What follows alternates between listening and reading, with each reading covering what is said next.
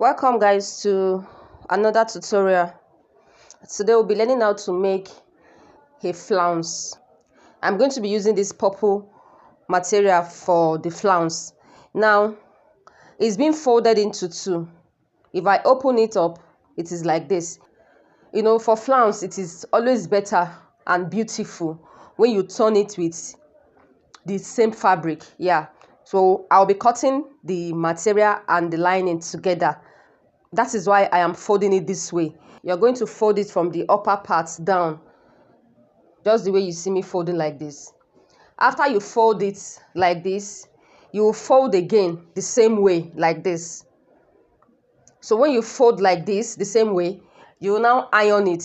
If you're using a paper, you can use your hand to just press it this way and you will get the line you're looking for.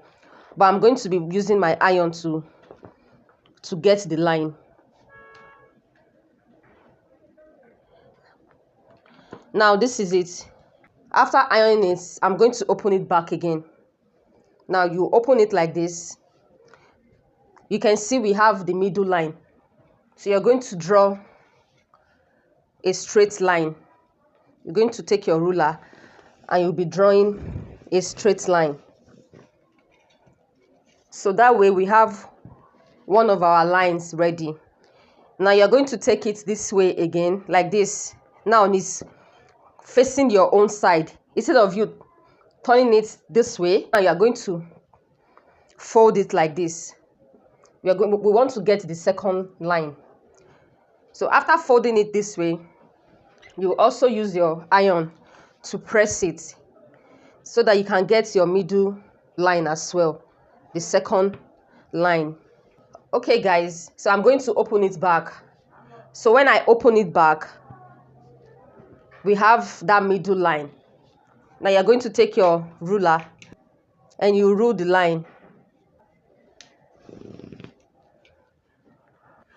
Now the next thing guys is for you to determine the width. That is the wideness of the flounce. So you want to know if it's 3 inches you're using, if it's 4 inches you're using, or 5 inches. If you're using 3 inches, if your flounce wideness is 3 inches, you add ½ inch to it for turning allowance. That's 3.5.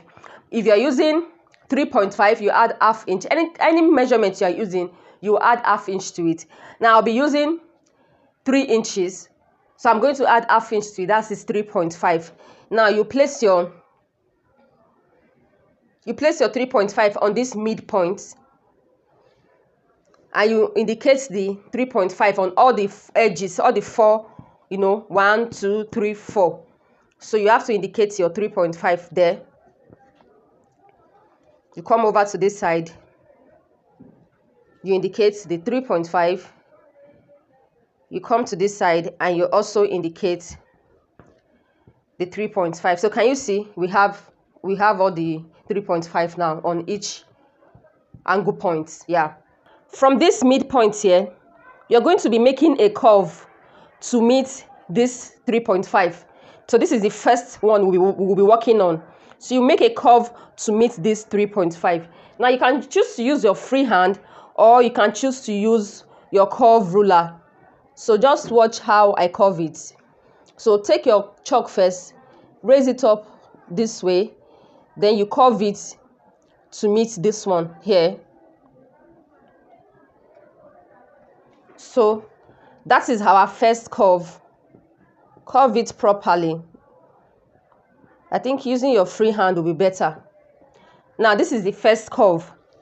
After this guys, you're going to take from here, you take it to this place. This second one here, you're going to connect it to this 3.5.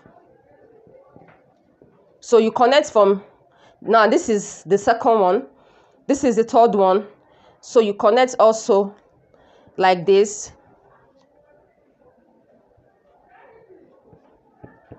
So are you seeing the connection now? Now we are only connecting 3 at the moment. You're going to start measuring the 3.5 from here. Like this, from this midpoint here. You just watch how I do. So you take your tape. Now you place it like this.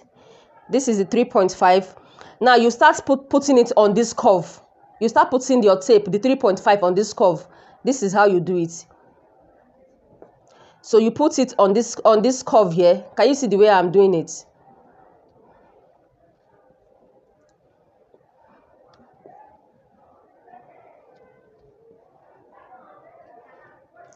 So you keep marking your 3.5 round.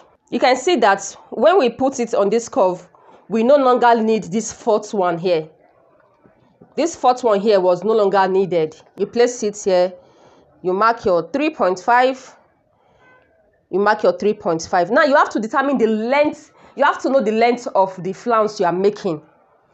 The first one we got was the wideness of the flounce. Now the length of the flounce, you measure whatever project you're working on, whatever fabric you are attaching the flounce on, you have to measure the length. So let's say, for instance, you are adding the flounce to just the waist to your full length of your gown. Maybe you're making a straight gown and the flounce is from the waist, the side waist, to the full length. You take your tape and you measure the length from that waist down. So that is how you measure your flounce. You get. So when you do all this, you will not measure it and get the length. So that's where you will stop. So let's continue with what we are doing. 3.5.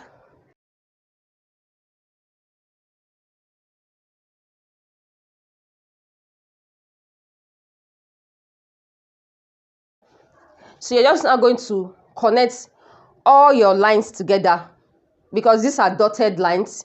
So you connect the lines together. So you keep connecting.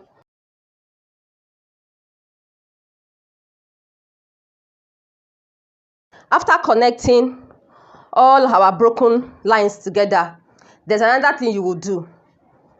Now, from this part here, from this side here like this, you're going to go down a bit, because we're going to connect the curve to this part. Then from this part also, you are still going to go, because it's supposed to be a curve here. So you're curving it like this. From here, you're curving it this way. We are done with this flounce. The next thing is to cut. I hope you understand. If there's anything you don't understand, let me know in the comment section. This is very simple.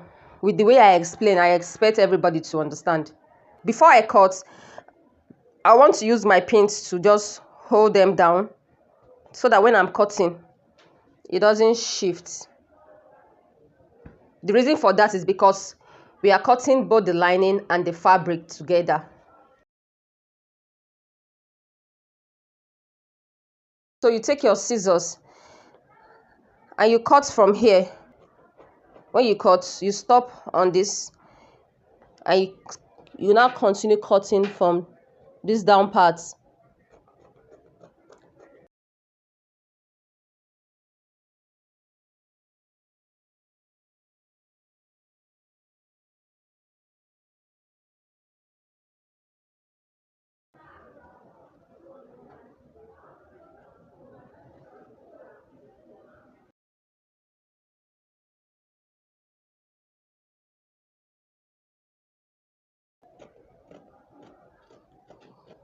So can you see what I did here? You follow your chalk and you cut. Now this is totally off, out of it.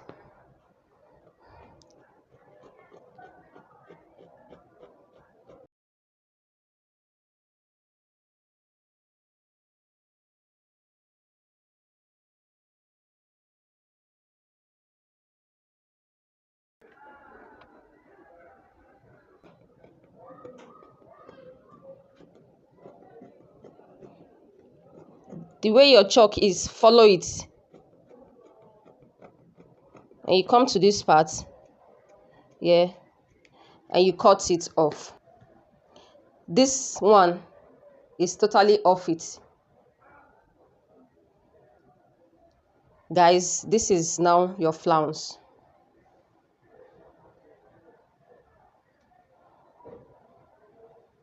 Can you see how it is? I'll go to the machine and I'll sew here with 1/2 inch. The 1/2 inch I added you're going to sew, or you can sew with 0.25, so that you can use the remaining 0.25 on this part to attach it to wherever you are attaching it to. Before you sew this flounce, guys, it is always better when you add interfacing like paper gum or stay, so that it can give it structure. You can add it on both the lining and the fabric, or you add it on only the lining and you leave the fabric, or you can add it on the fabric and you leave the lining, whichever one works for you. Some designs need structure, they need the flounce to have weight, while some designs just need it like this, like you just attach it like this, like you sew, you turn it to the lining just the way it is. So let me sew, then I'll show you guys.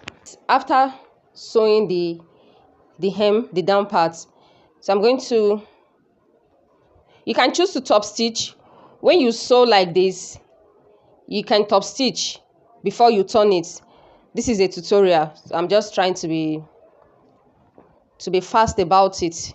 Just sew here and close it up, then sew the other edge too, sew here also and close it up. When you are sewing, you're going to do it like this, then you sew. You will also do this one like this, then you sew. So you turn it. Now you turn the other side also. Okay, after turning it, guys, you're going to iron. I have ironed it, guys. You can see the reason why I said you should top stitch. When you top stitch and you iron, you will not have any issues with this down part. It's going to turn properly. Nevertheless, after ironing it, this is our flounce. You can see, can you see the way it is? So you're just going to sew here. Just use your machine to sew it so that you can secure it down. Now after this, you can now attach it to your projects, to your designs and all that. It is easy to make. It is very easy. Thank you guys for watching this tutorial. Kindly subscribe to my channel if you haven't done so. Like this video, share this video also to your friends, and I'll see you all in my next video. Bye guys.